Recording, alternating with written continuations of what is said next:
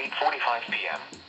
At 7:25 p.m., severe thunderstorms were located along a line extending from Hempstead to near Clinton. Why? Moving east at 35 miles per hour. Oh, Hazard, God. 50 miles per hour wind gusts.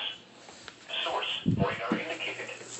Impact, expect damage to roofs, siding, and trees. Severe thunderstorms will be near Hempstead and Clayton around 7:30 p.m. Adrian around 7:45 p.m. Tecumseh and Morenci around 7:50 p.m. Britain around 8:05 p.m. Blissfield around 8:30 p.m. Deerfield around 8:35 p.m.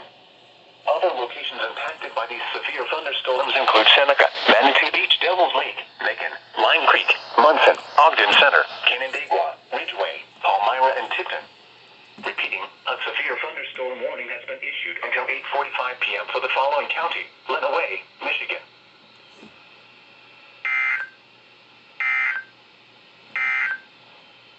Here is the forecast for the northern suburbs. Severe thunderstorm watch 498 in